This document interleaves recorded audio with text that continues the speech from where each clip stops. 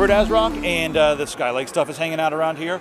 There's a brand new-ish X99 ITX, and then there's a lot of, you know, like more enterprise-grade stuff. So let's start off by taking a look at the Skylake stuff that someone's in the way of over here. USB Type-C and Type-A 3.1. You're going to see that a lot around here. All right, so they've got their full line, well, not their full line, but they've got a few of the, you know, Z170 chipsets out here. I'm not even sure if they're allowed to show these things yet. Yeah, Skylake's not out yet. Yeah, but here they are. And you can see the, you know, as it steps up, we're just adding more features and more bells and whistles. Same socket, of course. We're still using, you know, dual channel RAM here. So not much has changed. It's not a huge upgrade. You get USB 3.1. Yeah, that's something. The big difference here with this chipset is that you now get 20 PCI Express lanes instead of 16, and so things like dual /16 card configurations, whether that's 2 graphics card or a graphics card and some other add-in card that needs a lot of bandwidth, you've got the option for that now on this, you know, quote-unquote lower-end platform. This is sort of the mainstream platform, but that's going to be a real productivity boost. So this is the Extreme 4 here, and we only have one M.2 slot.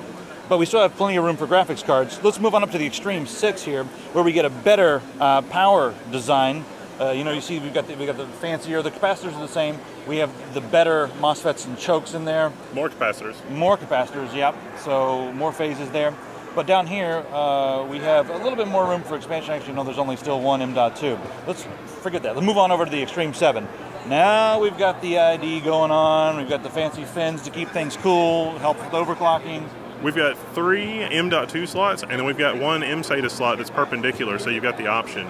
Now the deal with this is you still only have 20 PCI Express lanes, so even though this motherboard has a ton of stuff, you're still limited to 20 PCI Express lanes. But you can use them for whatever you want. If you're using them for your M.2, or maybe these are SATA M.2 cards, you can do multiple graphics cards, you can do multiple graphics cards and add-in cards by 8, by 8, by 8, by 16. Well, no, you can do by 8 by 8 by 8, but it'd be by 8 by 8 by 4. Which is a pretty good configuration.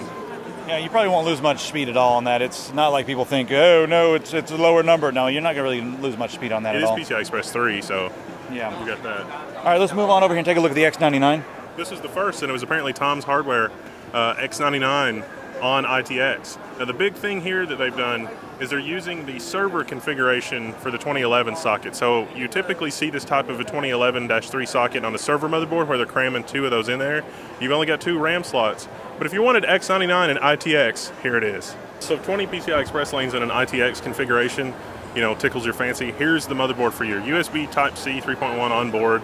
You've got the new Skylake socket, dual RAM slots, plenty of other connectivity. Killer NIC on there as well. So that one's pretty interesting, and that's going to be their ITX offering. It's the model number is the Killer 3.1 because of the USB 3.1, of course. Now they've got their whole gaming line out with the you know 100 series motherboards. Over here we got the Fatality H170, and that one has I guess it's got the extra power right here. Not an extreme configuration, not an extreme amount of RAM slots. But we do have the you know the SATA Express right there, so that's interesting. Now let's move on over to some of the bigger ones. So here's the K4, again, stepping up, adding a few bells and whistles. And then let's go all the way up to the K6. Now all these are going to have the killer NICs and everything like that. Now as you're seeing it now, this is not the finished version. They will have a large heatsink covering the power design here. So and the south bridge. Yeah, and the south bridge. So you can see there, it's naked. The south bridge is naked. But we have a decent amount of connectivity, dual BIOS on this. Not bad. We don't have quite as much as we did on the Extreme 6 over there, as far as the you know expandability with the M.2 and that sort of thing. But it's going to be more geared for gaming, and the other one should be just fine for gaming as well. So it just depends on which features you want. Do you want the killer NIC? Do you want you know a slightly different sound configuration? Do you want the fancy you know ID? It's got 2 USB 3.1, 1 Type A and 1 Type C. 8 USB 3.0, 2 front, 5 rear, and then the 1 Fatality mouse port. So I'll be looking for these in the next few months. Hi, this is the G10 Gaming Router from Asrock.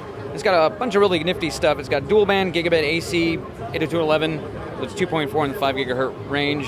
It's got 5 gig ports, 2 USB 3s, 8 internal high-power antennas. They're omnidirectional, which is pretty crazy, and a bunch of other really nifty stuff. 512 megs of DRAM, 256 megs of flash, I want to kind of take this thing apart and see what it is and the inside and what we can do with it. Wendell, what else do you think this is fun stuff for this? I totally want to take it apart and change the operating system, but what is really interesting about this product is that they're sort of doing the consumerization or the commoditization of quality of service. So it's a dual core 1.4 gigahertz, it's a Qualcomm, it has some neat features. It does have this modular removable thing. This is a Miracast dongle, but it can also be a travel access point. So two devices that don't normally have anything to do with one another. It's a Miracast adapter so you can plug it into your television, but if you go to a hotel or something and they've got a wired connection, you can use this as a travel router. So this is something that can go with you or whatever. The other thing is that the quality of service stuff on this actually comes from Qualcomm. So even though you can't really, we would be like, oh, let's customize the operating system. But most of you guys in the audience probably don't want to mess with load balancing profiles or profiles for configuring, different protocols and that kind of thing. So what they're doing is this thing basically phones home, looks at what the traffic is for the different games on the network. It's continually updated, and then based on whatever the gaming profile is, it takes the appropriate action to run with those games. So if you're doing console gaming or you're doing, desktop PC gaming and a particular game behaves in a particular way, it's going to know about that because of the traffic protocol, because it's being continuously updated. So instead of you having to manage your own quality of service, you're basically handing that off to Qualcomm, and Qualcomm is managing your quality of service. How do you feel about that from a surveillance standpoint? Well, I mean, there's a potential for abuse there, but if you don't really care and you just want it to run right and you know how effective quality of service can be, this is an interesting product. All right, we're in the Be Quiet suite.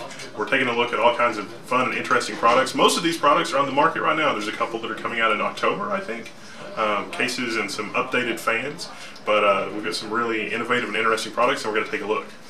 We're going to start with the power supplies. There's a whole array of power supplies, including quiet and powerful compact power supplies. That's SFX and TFX form factor. If you guys follow us, you know that we had trouble sourcing a good SFX power supply last year. It looks like we found our SFX power supply for our ultra compact systems. So that's going to work out really well. I needed this like a year ago. This is Chris from Be Quiet. He's going to talk a little bit more about the products and what all they've got going on. So that should be more interesting than what I can come up with. I can't memorize it all in 30 seconds, but I will memorize it. All right. Yeah. Welcome everyone to the Be Quiet booth here. This is our new SilentWings 3. We basically redesigned the whole thing from the SilentWings 2, which is already a really cool fan, but we did a few changes with the shapes of the fan here. You have a little more air pressure with these fans here, which is really great for radiators, for example. We also redesigned the mounting, and you can definitely mount it really nicely on radiators now. Best part actually is the motor. We have the only consumer fan with a 3-phase 6-pole motor, which is really efficient and really silent. And for example, the starting voltage is 4 volts, so you can really leave it running at really low RPM. For the cooler side, we have, for example, Darkrock TF. We introduced that just a week ago actually. You can configure it because some cases, for example, don't allow very high coolers, and with this here you can, for example, just take the top fan off and then you can have a really low cooler. Or for example, when you have high memory, you can just remove the lower one and then you can have really high memory beneath. So that is definitely nice. And yeah, let's switch over to the SilentBase 600. Yeah, you actually have a really nice case. For me, I think it's even better looking than the SilentBase 800. We stripped a few things out. For example, you have one fan less, you have one HDD cage less, but you have still space for 3 larger hard drives and 3 SSDs, which is great and definitely enough. And yeah, we have filter system on all intakes. In the front you can really easily remove the filter, and you also have a 3-step fan control now, where you can control the fans inside of the case, which is definitely really nice. And we also have, we listen to the readers, to the reviewers, and we have a window version for the SilentBase 800 and for the SilentBase 600, both of them available also in October. We have a double glazed window, which is, I think, the first definitely in the market. With you have the double glazed, and you have just much better noise isolation with this kind of window. And it's very scratch resistant, so you won't have any trouble. And yeah, we also have that one retail available in the September direction.